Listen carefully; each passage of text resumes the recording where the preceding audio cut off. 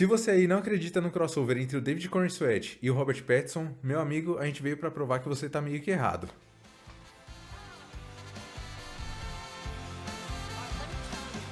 Vocês podem me chamar de Clark. E vocês podem me chamar de Cal, e nós somos parte da Fortaleza da Solidão.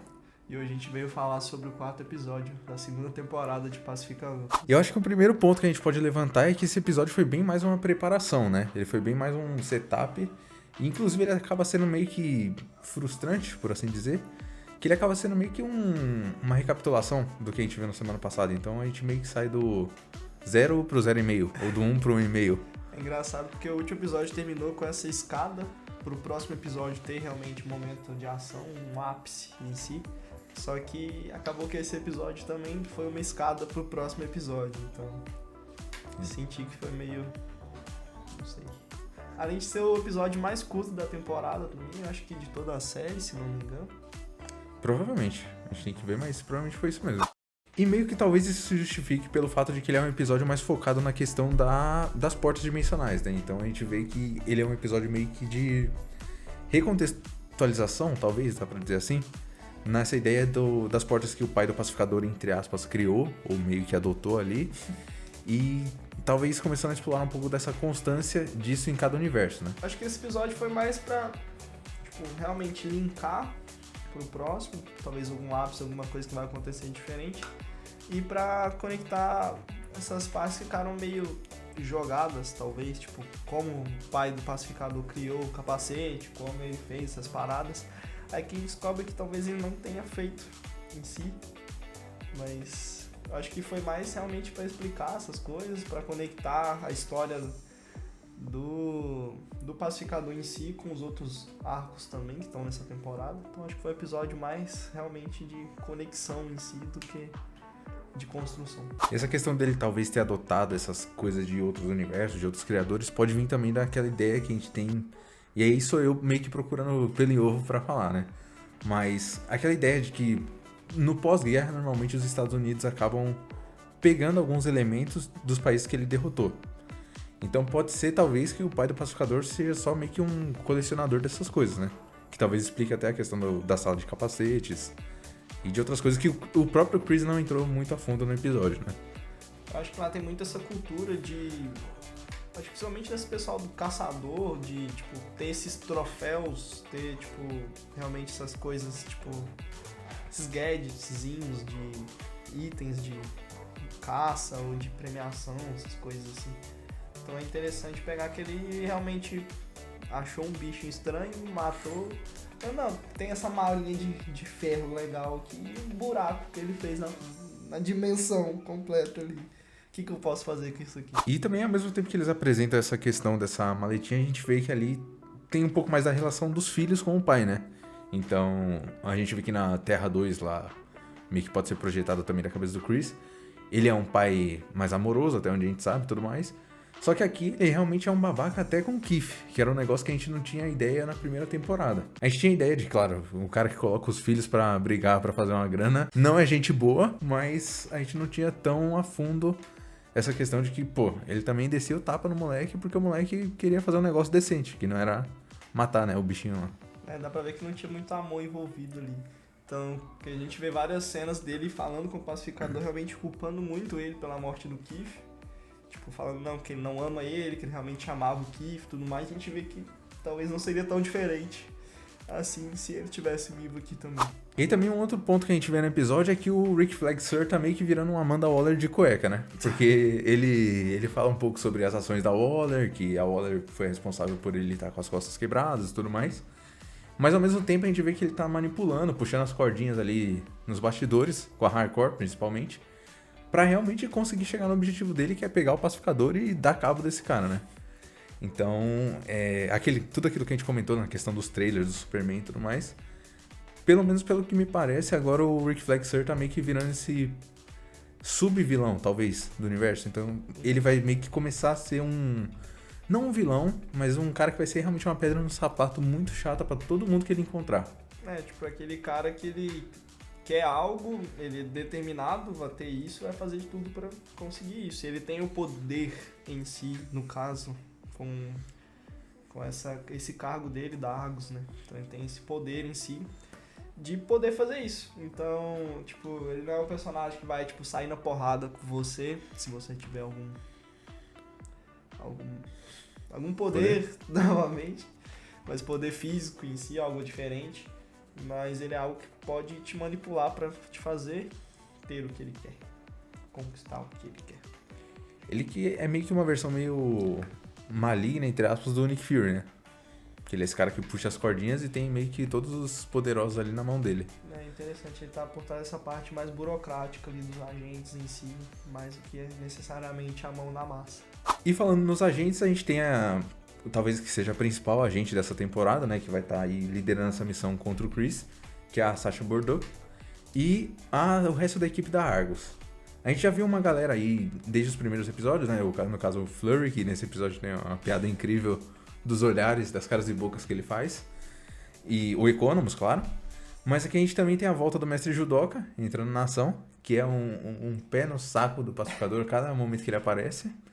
E também tem lá eu sempre tenho que lembrar o nome desse cara, que é o Red St. Wild, ou o Senhor Apropriação Cultural, que a gente tava até lembrando aqui que tem... O pessoal tava comentando que meio que o James Gunn ia fazer um whitewashing e ele meio que zoou isso na série, assim, na caruda. Então... é algo que meio que entrou, né, pro próprio personagem. O que você acha dessas ameaças por enquanto? Eu tô achando que eles estão meio água de salsicha, mas pode ser que melhore. Como eu, tipo, reassisti a primeira temporada há pouco tempo, eu acho que eles estão fazendo um papel parecido com os policiais. Uhum. Tipo, que tinha aquela policial e aquele cara que eles ficavam indo atrás do Chris, tentando prender ele de qualquer jeito, que eles prenderam então, o pai dele errado, sem querer. Mas eu acho que, tipo, é esse núcleo, tipo, o pessoal que tá meio bestalhão ali, mas que talvez... provavelmente tenha algum desenvolvimento maior pra frente. Não sei, talvez ela assuma algum cargo de liderança em si na Argus. Os outros personagens que eu não espero tanto, sendo muito sincero. Eu acho que o Mestre Judoka vai estar ali pra ser o pé no saco. Qualquer momento que ele aparecer, qualquer pessoa que ele tiver que ser o pé no saco. O Economus em si é engraçado porque a gente tá vendo a Harcourt e o Economus sendo voltados contra o Chris, contra suas próprias vontades. Então é tipo interessante ver tipo todo mundo contra ele e ao mesmo tempo que quer ajudar ele também, mas que tem as suas necessidades pessoais em si que também estão em jogo.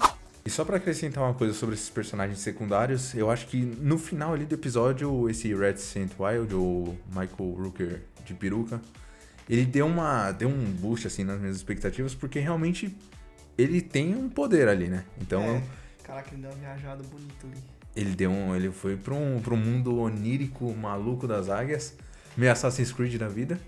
E sei lá, isso pode significar alguma coisa talvez pro Igli, né? Tipo, talvez possa representar realmente essa ameaça pro Igli. Não sei se eles vão ter a cara de matar ele. Pô, ia ser sacanagem, hein? Ia ser um pouquinho de sacanagem. Acho que a única função narrativa que esse personagem tem é representar perigo pra ele. Ele entra naquele... cocô.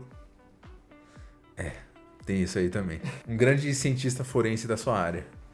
E aí todo o conflito do episódio ali relacionado à questão das portas, né? Eles conseguindo montar a tempo uma porta pro Economus hackear a outra e não ter nada. Ele descamba para um ponto principal que é o diálogo entre o Chris e a Harcourt. E a Adebayo. Então, novamente, a Adebayo é meio que a co-protagonista da série, né? Às vezes a gente acaba meio que esquecendo isso, mas ela é uma das personagens principais no sentido de colocar o Chris com a cabeça no lugar. Então, sei lá, o Vigilante ele é muito engraçado, tudo bem. Mas ele é despirocado da cabeça, então ele não é nenhuma boa influência. A Adebayo, ela meio que faz esse papel de, tipo assim, cara, sua vida aqui tá ruim, mas talvez isso aí que você esteja vendo daquela outra terra seja uma coisa que você esteja projetando e criando expectativas que não existem. Então, eu acho que é muito interessante, você comentou até um outro ponto, que vai ser legal, talvez, se ela passar para essa outra terra, ela ter um choque direto com isso e abrir o olho do Chris pra uma coisa que ele não tá vendo. É porque eu vejo os dois, eu vejo o Vigilante e a Adebayo como se fosse aqueles de desenho, o anjinho e o capetinha, né? Como se estivessem fazendo uma guerra de... Como é que chama? Uma guerra de... Cabo de guerra. Como se estivessem fazendo um cabo de guerra ali pra quem leva a sanidade do Chris pro lado que ele acha certo. No caso, o Vigilante só quer que ele faça a bagunça completa ali. Não, vamos lá ver se tem gente legal lá, se tem eu lá também. Vamos, tipo, independente do que isso possa se desenrolar. E a Adebayo, ela já é essa parte mais de Sam, a parte que ela traz ele mais pro pé no chão, essa parte mais fixa em si. Então, eu dei, tipo, acho que eu reparei um pouco que talvez tenha tido esse link de que talvez ela vá parar lá e muito provavelmente se for confirmada a nossa teoria de que lá é a Terra X, eu acho que vai dar um pouquinho de problema só do fato dela estar lá. Mas eu acredito que em algum momento esses personagens também vão ir pra lá. Talvez depois dessa conversa eu acho que eu tenha batido um pouquinho mais esse feeling.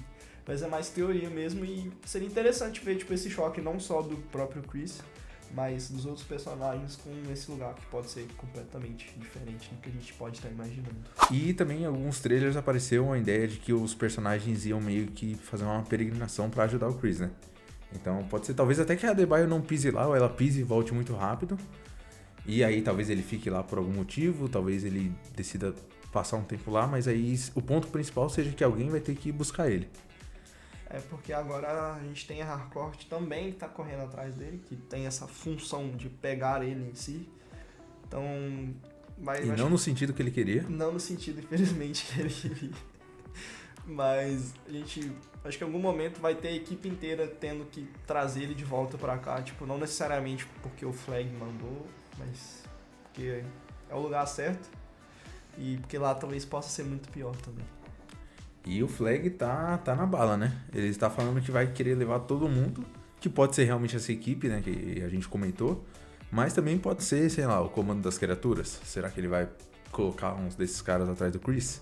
Será que é a grande surpresa que o James Gunn tá falando vai ser alguém que o Flag tem um contato e ele vai querer que pegue o Chris no pulo? Sei lá, uma coisa que estava sendo muito comentada também é que um ator que estava nos rumores para ser o Gladiador Dourado estava aparecendo nas premieres, né?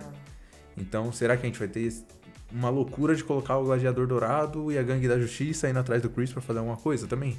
Pode ser um novo integrante. Pode ser. E também chega mais perto daquele negócio da Liga Internacional, né? Sim. Que ele estava na formação dos quadrinhos e aí as coisas vão meio que se configurando dessa forma. Eu acredito também que nessa formação, tipo, de marketing, da propaganda em si, da Lordtech, eu acho que combina bastante, porque é um personagem que, em outras adaptações, tipo, é tecnicamente uma mercadoria ambulante. Ele é um cara ali que tá ali pra se vender o tempo todo, não necessariamente no seu tempo exato, né? Mas ele tá ali pra fazer a sua bagunça. E é interessante porque a gente não sabe quem que eles foram ver em Bel Air ainda, mas eu não sei se vai ter só apenas uma aparição também. Então pode ser que ele coloque todo mundo aí também. Talvez Comando das Criaturas pode ser uma boa, porque teve a série depois, tipo, basicamente algumas menções. Esse episódio ele citou um pouco sobre o que aconteceu lá, mas até agora só ele deu as caras em live action em si. Tinha a possibilidade de ser o Luthor, né? Também, porque ele tá preso em Bell Reeve, mas o Nicholas Hoult é muito caro, eu acho, pra isso. Ou talvez estava no contrato do Superman também. Teve fotos do Superman que estavam gravando juntos, então... O David Corenswet deu um pulinho lá, né?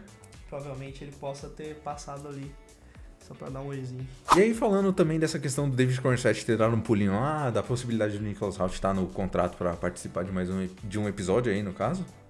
Você tem alguma expectativa do que a gente pode ver mais pra frente? Eu acho que, principalmente assim, falando na minha opinião, eu acho que a gente pode começar a ver a história esquentar um pouco mais. Porque eles tiraram esse episódio meio que... É quase que um sabático da série, né?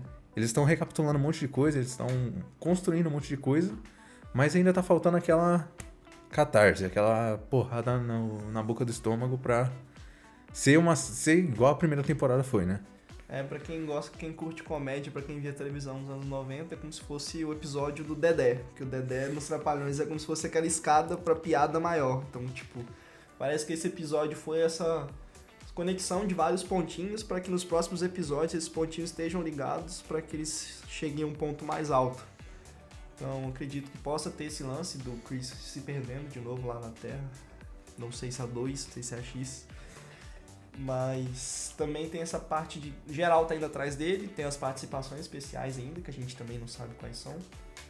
E o Rick Flag tá, sei lá, uma ameaça bacana aí, que dependendo do que acontecer, pode linkar também com o que o James Gunn falou dessa temporada ser como se fosse uma prequel do Homem da Manhã, que é o próximo filme do Superman.